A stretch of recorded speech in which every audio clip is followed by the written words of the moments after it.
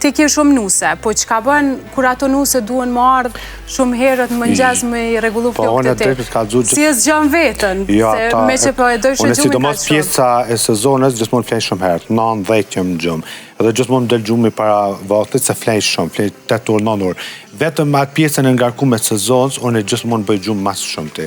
Se jam shumë i rregullt, as dal, as a vinë mosafir në shtëpi, shka doni, e kom programoj trunin që 20 vjetë. Atë kur o pjesa nusëv, është pjesa nusëv, dhe unë jam gjithmonë gjumë heret, edhe më muqu heret, edhe dërme të kalzu, vetëm pjesën e nusëv, e sezonës, jam maj pëshushme, jam mas mirë, jam pëshushme, jam krejt, jam tip-top.